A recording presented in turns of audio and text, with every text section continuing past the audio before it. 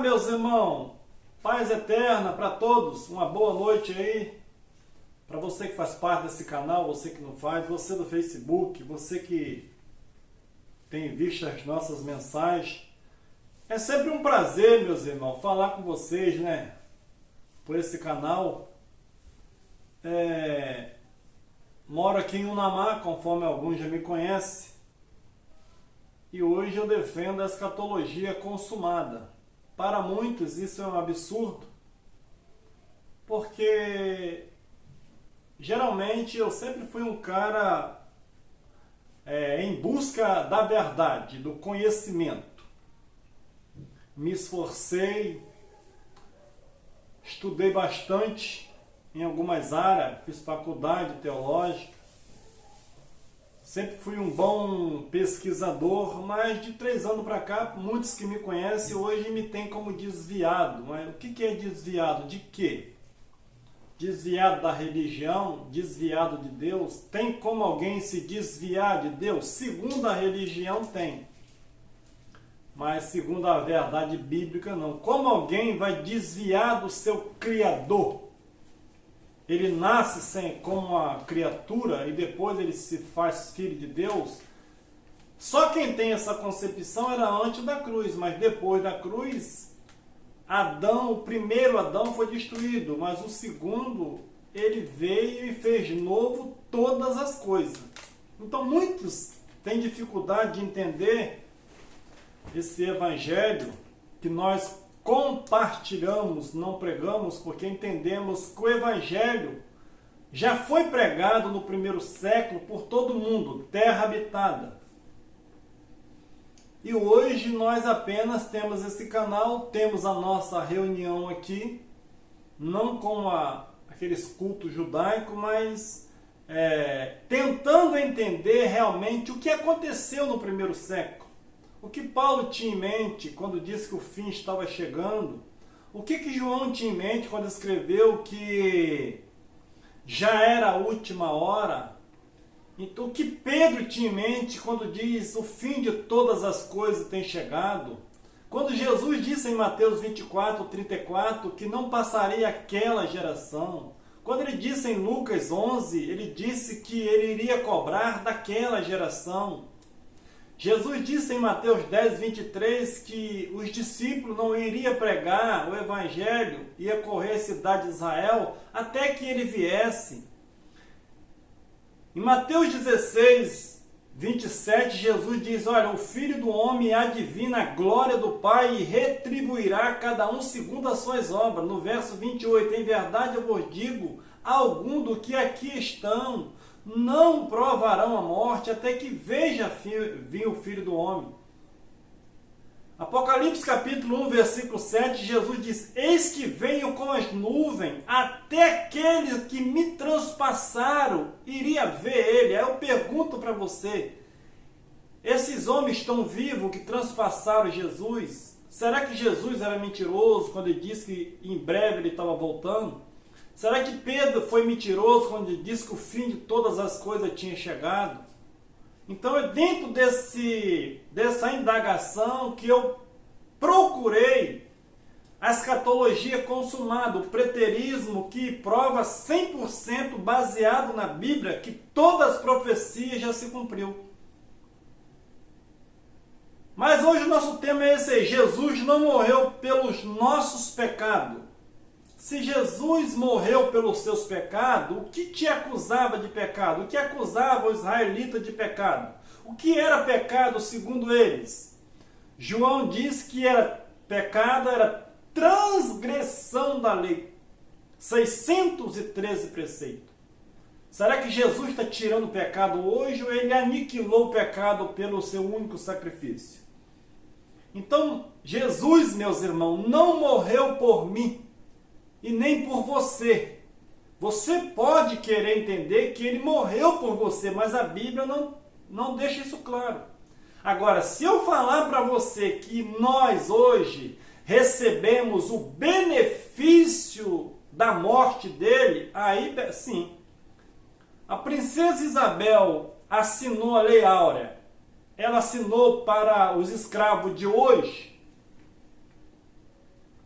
Quando nasce alguém hoje que tem a cor mais elevada, que naquela época era escravo, essa pessoa foi livre daquela escravidão ou ela hoje é beneficiada porque aquela lei foi aplicada lá?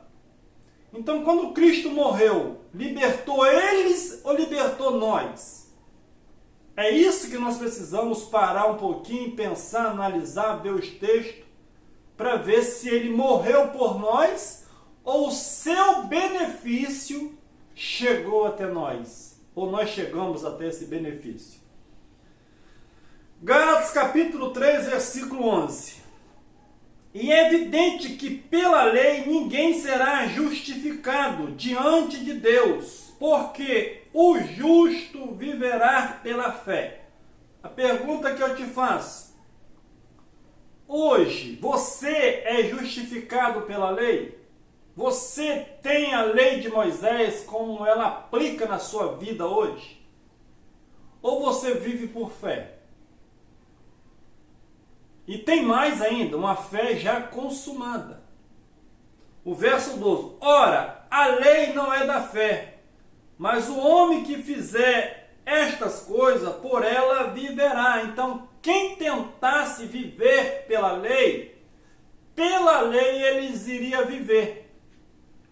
Mas o que vinha pela lei era o pleno conhecimento dos seus erros. E pela lei ninguém seria justificado.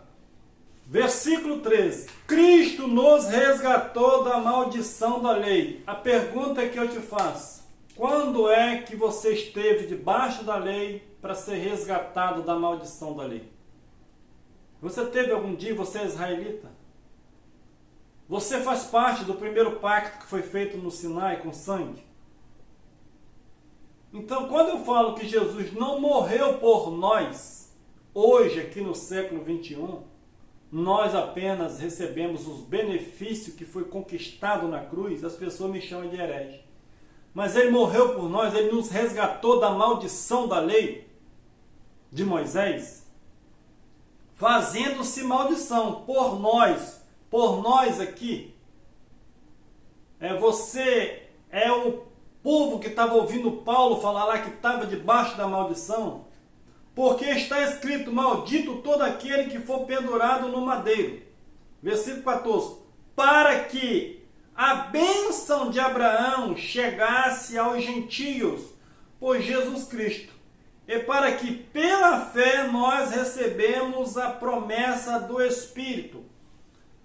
Quem recebeu a promessa do Espírito no Pentecoste? Foi nós ou foi eles? Para quem era a bênção de Abraão? O resgatador viria e tirava eles da condição da lei de Moisés e transportava para o reino eterno de Deus, fazendo uma promessa que derramaria sobre ele o Espírito Santo.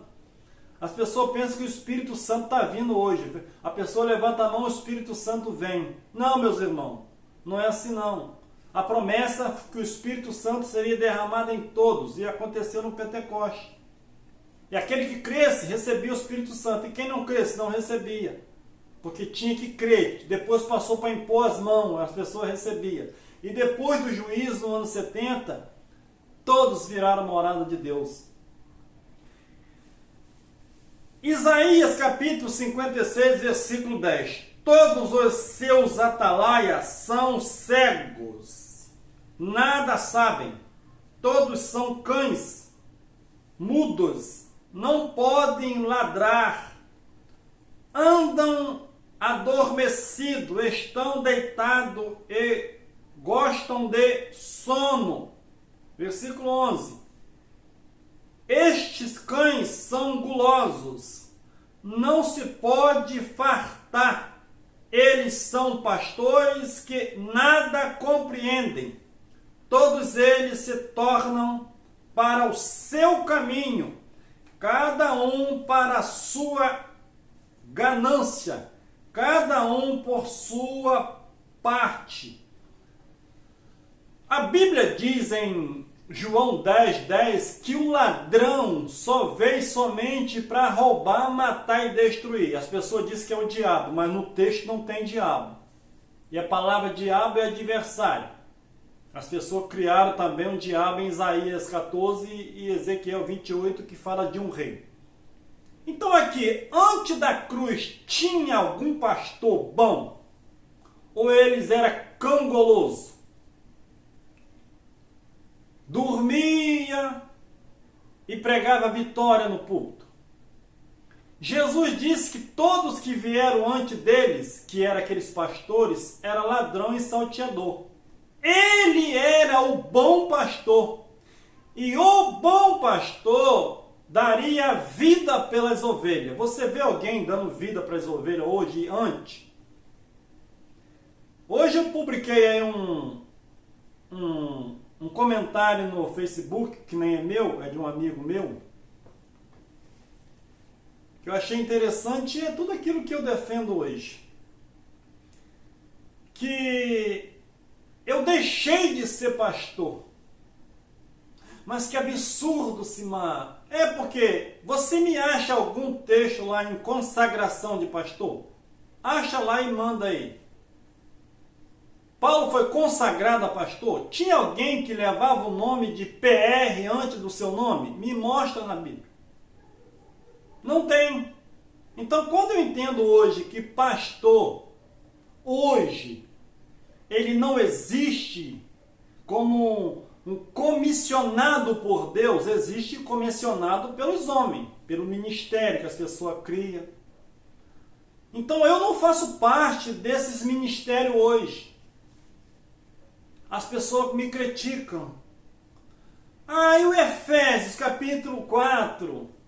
Efésios diz que Deus chamou uns para apóstolo, outro para mestre, outro para profeta. Mas vocês esquecem até. Até o que, Sima? Até que todos chegassem ao conhecimento do Filho de Deus. E até hoje, será que ninguém conhece o Filho de Deus, que já não existe mais, que é o próprio Deus? Aquele evangelho, meu irmão, aqueles 5 ministérios, tinha um período de tempo. Até que o evangelho fosse pregado em todo o mundo. Se mais foi. A Bíblia prova que o evangelho tinha sido pregado no mundo todo. No ano 66, 67, que o fim estava chegando. Então, hoje eu estou desviado, meus irmãos, de quê? Desse sistema religioso que interpreta a Bíblia da forma que eles vê. Eu estou desviado, há 3 anos que eu estou desviado desse evangelho, desses ministérios, dessa liderança que esconde a verdade. Eu estou desviado mesmo. Então hoje eu não sou um pastor. Eu sou alguém que busca a verdade. Quem está do meu lado, aprendendo conosco, um com os outros, nós defendemos essa verdade. O fim do mundo já aconteceu, Jesus já voltou, o reino já está implantado. Então nós nem pregamos, nós anunciamos essas verdades para aqueles que querem ouvir. Então eu estou desviado desse ministério. Mas Simar, e aonde fica o I de Jesus?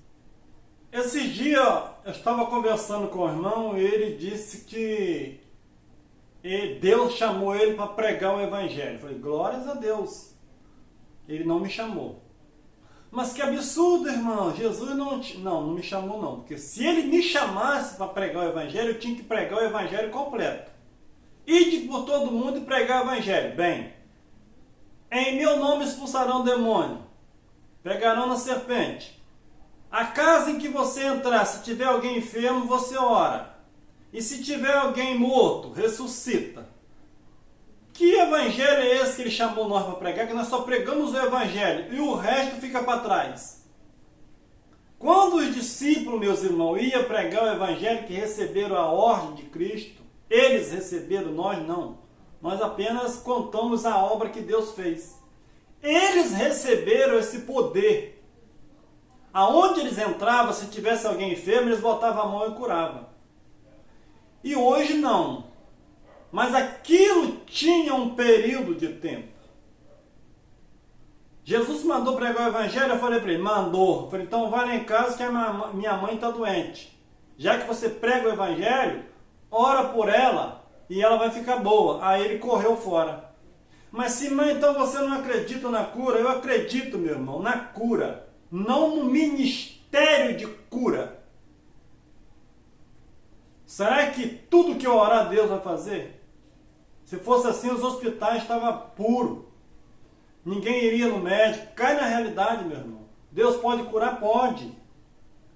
Mas é isso que ele quer. Ele quer curar a sua mente da religiosidade e viver o reino. Porque passar de 75 anos, você quer milagre? Depois de 75 anos é o que? Enfado e cansaço. Você vai regredindo, voltando como criança. Vamos prosseguir aqui. A morte de Cristo teve a causa e o efeito. Qual era, Simã, a causa da morte de Cristo? Você já parou para analisar isso? Por que que ele morreu? A causa por que ele morreu? Será que era por causa dos pecadores que ele morreu? O pecado era o efeito da morte dele. E a morte dele? Qual era a causa da morte dele? João 11:48. Se deixarmos assim, todos crerão nele. Os fariseus falando. E virão os romanos e nos tira-nos ao nosso lugar e a nação. Então, quando Jesus pregava, meus irmãos, o que ele pregava, Simã? Ele disse, crê, e seus pecados estão perdoados. Aquilo ali, meus irmãos, era um absurdo para quem fazia parte do templo de Jerusalém. Por quê? Para curar pecado, para perdoar pecado, teria que estar no templo oferecendo sacrifício, dando dízimo, oferta. E agora chega um cara e diz, os seus pecados estão perdoados. Se os pecados deles estavam sendo perdoados, o que eles iriam fazer no templo lá? Oferecer sacrifício para quê? Se o sacrifício era pelos seus pecados. Então ele está dizendo, se nós deixarmos esse cara, ele está crescendo.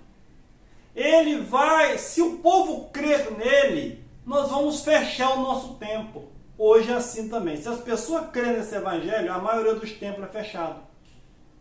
Porque hoje é igual lavar, enxugar gelo. Venha, pecador. Todo mundo é pecador. E o que Jesus fez na cruz foi o quê? E Caifás, um deles, que era o sumo sacerdote naquele ano, lhe disse, vós nada sabeis, nem considerais que nos convém que um homem morra pelo povo e que não pereça toda a nação. Caifás disse que era melhor. Você não entende. Tem que morrer um homem. Esse Jesus tem que morrer para que não pereça toda a nação. Então, Jesus morreu pelo mundo ou por uma nação? Morreu por você? Você fazia parte da nação de Israel? Hoje nasceu o rei de Israel. Você estava lá, você é israelita. Você iria perecer. Então Jesus iria morrer para que toda a nação fosse salvo. Já era uma profecia. Jesus disse,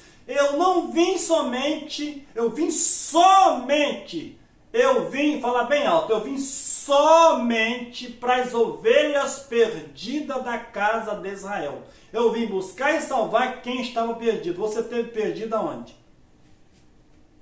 Se está perdido, muitos estão perdidos no entendimento. Mas Jesus, meus irmãos, veio buscar as suas ovelhas. As ovelhas da casa de Israel. Os gentios foram agregados gratuitamente. Os gentios faziam parte também de Israel, porque eram aqueles que estavam desgarrados nas outras nações. E os pagãos receberam também gratuitamente, porque eles estavam longe de Deus, mas não tinha imputação de pecado sobre eles, porque eles não tinham a lei de Moisés. E aonde abundou o pecado? Aonde tinha 613 leis. Aonde abundou o pecado? É onde a lei mostrava. E aonde abundou a graça? Neles também.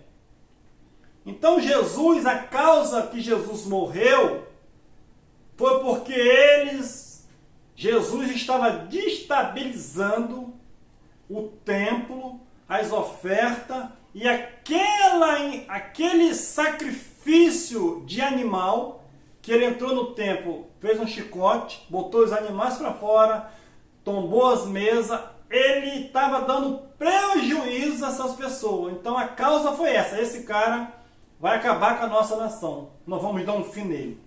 Dando um fim, eles pensavam que estava salvando a nação, tirando ele dali. O sangue dele, na morte dele, o efeito foi maior, que ele eliminou o pecado do mundo, daquele mundo tanto para trás como para frente, e eles se tornaram filhos de Deus com o sangue derramado. Jesus ameaçava os lucros religiosos. Mateus 9:3. Eis que alguns dos escribas diziam entre si: ele blasfema. Mas Jesus, conhecendo os seus pensamentos, disse: por que pensais mal em vossos corações? Pois qual é mais fácil dizer: perdoado te são os teus pecados, ou dizer: levanta-te e anda? Meus irmãos, naquela época nem tinha cura também. Mas Jesus, ele perdoava os pecados. Se ele perdoava os pecados, o que é que aquelas pessoas iriam fazer no templo? Oferecer sacrifício, pomba, pássaro, cabrito, boi. Você nota que quando Jesus pregava, ele pregava contra aquele sistema, que não precisava de ir em templo mais para oferecer sacrifício, porque ele poderia perdoar os pecados. E hoje? Se eu disser que os pecados foi perdoado, nós já nascemos livres do pecado, que era a transgressão da lei, o que é que as pessoas vão fazer nos templos religiosos hoje? Se naquela época Jesus já abolia aquela forma de culto, você já imaginou hoje? Que cada um, vem cá pecador, dá o seu tudo para Jesus. Meus irmãos, hoje está pior do que aquela época, porque a verdade está bem explícita, mas as pessoas não conseguem entender. Fica aquela catinga religiosa e o tempo vai passando e muitos não fazem uma faculdade, muitos não estudam. Estou fazendo a obra do Senhor. Perguntaram a Jesus o que eles poderiam fazer para executar as obras de Deus. Jesus falou assim: as obras de Deus é muito fácil. O que é? É só crer naquele que me enviou. É só crer naquilo que foi feito. As pessoas estão dizendo que eu estou no descanso. Eu estou no descanso porque o que eu faço para executar as obras? É só crer naquilo que ele fez. Se não precisasse de sacrifício, para que as pessoas iriam no templo? Então Jesus perdoava os pecados. Paulo diz que apenas com uma oferta ele aperfeiçoou aqueles que crescem nele. Ele diz que sangue de touro e de bode não perdoa o pecado, não perdoava, não tirava. O que as pessoas iriam fazer no templo então? Você nota que a morte de Jesus, a causa era porque ele desfazia toda aquela primeira aliança que Moisés montou. Ele veio não para abolir, mas para cumprir. E hoje as pessoas vão ao templo para quê? Ou naquele espaço. Hoje nós temos um espaço ali de 220 metros. As pessoas vão ali para quê? Porque lá é a casa de Deus? Apenas nós reunimos ali, compartilhamos esse conhecimento, trazendo a realidade do Evangelho que foi pregado, e nós precisamos entender que nós já nascemos no reino. Eles herdaram, nós já nascemos no reino. O que é reino de Deus? É descanso. É paz, é alegria, mas se eu não tenho, é porque a sua mente ela está desequilibrada. Porque tudo está aqui, ué. Quando eu entendi que eu estou no descanso de Deus, Ele fez tudo, eu começo a viver. Mas então pode... As pessoas, quando diz que estou no descanso, a pessoa diz assim, pode fazer tudo. Meus irmãos, evangelho, obra consumada, é para mente aberta, crescida e que quer realmente desfrutar da vida que ele tem. Não precisar de uma religião e nem reunir em um lugar para ter comunhão. As pessoas conhecem comunhão hoje lá, quando pega o pão na padaria e o cálicezinho de uva. Alguns botam até vinho. Comunhão é aquilo. Comunhão, meus irmãos, é amor um com os outros. É ajudando um ao outro. Hoje, se eu estou numa denominação, eu tenho muito amigo. Se eu sair dali, as pessoas não me dão nem a paz hoje. Eu estou fora disso. Hoje todo mundo é meu irmão. Macumbeiro, feiticeiro é a mesma coisa. Pecador, o pecado foi perdoado. As pessoas que estão com a mente turbada, todo mundo é meus amigos. Hoje não faço exceção de pessoa. Todos são filhos de Deus, ainda que eles não conhecem. Mas assim como eu despertei, eles também podem despertar. E se ele não despertasse, mas ele vai morrer sem despertamento. E o espírito dele volta para Deus. Não volta, já está, né? O resgate foi para eles, não para nós. Voltamos ao tema que Jesus não morreu por mim nem por você. O resgate, Simar, que ele resgatou, foi para quem? As pessoas dizem, olha, Jesus me resgatou. Resgatou de quê? Ah, me resgatou das drogas. Quem entrou? Ah, me resgatou do vício. Mas você nasceu com vício? Ah, ele me resgatou da prostituição. Você nasceu prostituindo? Ou você voltou ao estado normal? Irmão, o resgate aqui não foi tirar ninguém lá do vício da cachaça, não. Não é tirar do vinho, não é tirar o fumo da pessoa. O resgate aqui foi um alto preço. Que preço que era? 613 preceitos feitos com sangue do Monte Sinai. Todos que tinham a lei de Moisés estavam enrolados. Porque o que vinha pela lei era o pleno conhecimento dos seus erros. E era a sentença de morte. Ah, ele me resgatou. Agora, se você disser que ele te deu força para você sair da onde você entrou, tudo bem. Aí sim, agora ele te resgatou de lá. Não, você entra, eu entro, e agora? Busca força e você sai de lá, busca força em Deus. Mas o resgate deles foi um resgate com sangue. Era o filho mais velho. O irmão veio buscar eles. Hebreus 2. Então vamos ver que o resgate pelo sangue foi para nós. Gálatas capítulo 4, versículo 4. Mas vindo a plenitude dos tempos, Deus enviou seu filho, nascido de mulher, nascido sobre a lei, para quê? Para remir os que estavam debaixo da lei, a fim de recebermos a adoção de filhos. Algum dia você estava debaixo da lei para Cristo te remir? A pergunta que eu te faço, se Cristo morreu por você, te resgatou, algum dia você esteve debaixo da lei de Moisés para ele te remir? Você era escravo algum dia que a lei de Moisés escravizava aquela geração? Você teve algum dia condenado à morte pela lei de Moisés? Pelos mandamentos? Qual o dia que você teve debaixo dela? Então você não precisou de remissão, porque a remissão era para quem estava debaixo da lei.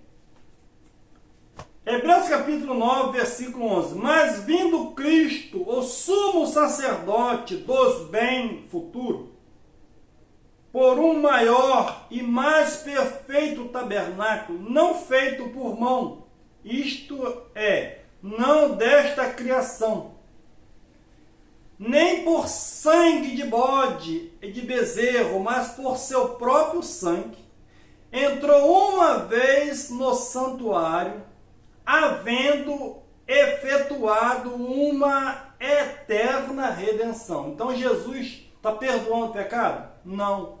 Porque se ele estivesse perdoando o pecado hoje, ele estaria fazendo a mesma coisa do sacerdote. Que de ano a ano ele entrava lá.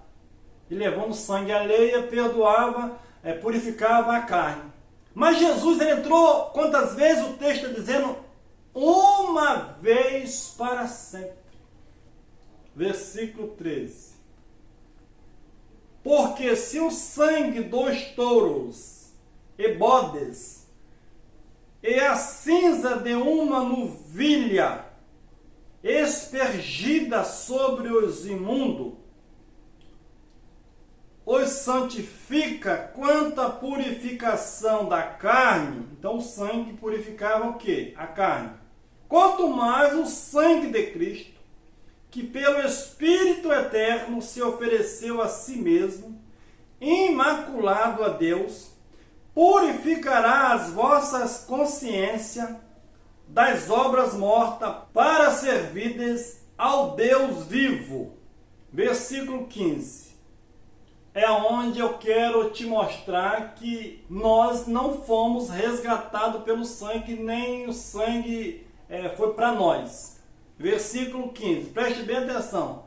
E por isso, porque pelo sacrifício dele, é mediador de um novo testamento. Cristo veio fazer um novo testamento. Para quem? Para mim. Ele veio fazer um novo testamento para mim. Eu tive algum velho testamento? Porque eu só posso fazer um novo testamento para quem tem, para quem vai herdar. Então ali tinha um testamento que foi feito lá no Sinai. Aquele testamento, eles invalidaram eles com seus pecados, porque a lei trazia a condenação. Agora Cristo, ele é mediador de um novo testamento para mim. Ele fez um novo testamento para mim. Esse testamento foi feito para eles e nós fazemos parte desse conhecimento e dessa bênção que veio para eles. Então o Novo Testamento foi feito para anular qual? O Antigo. Eles fizeram um pacto no Monte Sinai e agora eles invalidaram aquele pacto. Agora Deus precisaria fazer um novo pacto, e com sangue. Para que, intervindo a morte, para a remissão das transgressões que havia debaixo do primeiro testamento, os chamados receba a promessa da herança eterna. Então, aquele Novo Testamento foi para quem? Remir as ofensas que eles tinham cometido debaixo do primeiro testamento. Você teve algum dia debaixo do primeiro testamento para ele te remir? Mas Simar não pode, ele morreu por mim, mas a Bíblia está dizendo que ele morreu para remir todos aqueles que estavam debaixo do primeiro mandamento. Nós não fomos remidos. E depois que ele fizesse o Novo Testamento, eles receberiam a promessa da herança eterna.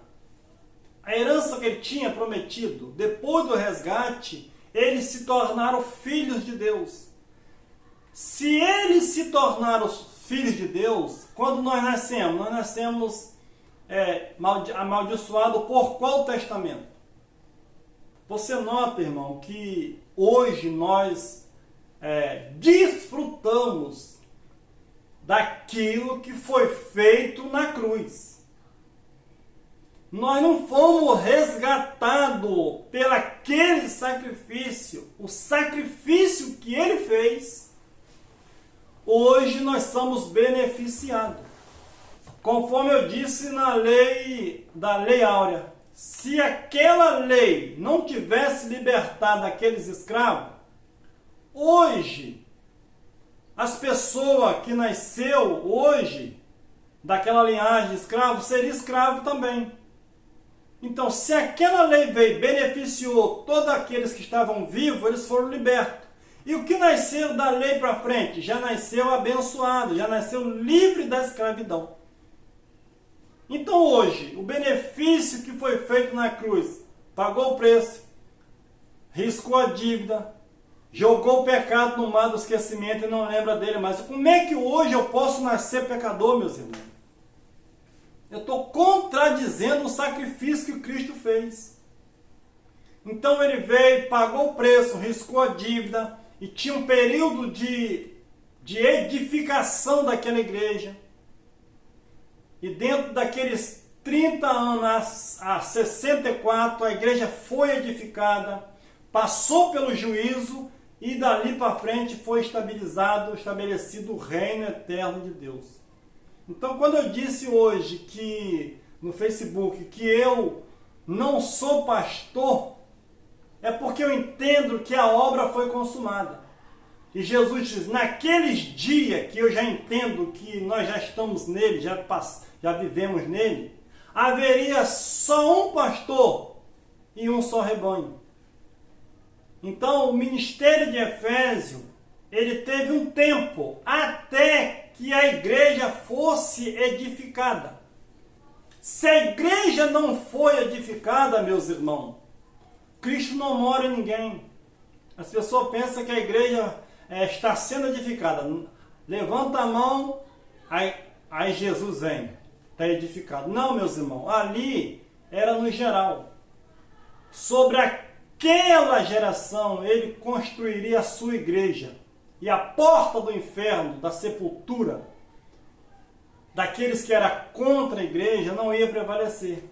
Então, se a igreja não foi edificada no primeiro tempo, no primeiro século lá, então hoje ninguém é morado de Deus, porque a igreja seria edificada para a morada de Deus. Se ela não foi edificada ainda, esses 5 ministérios não foi concluída, Deus não mora em ninguém então. Melhor noite, paz eterna para vocês.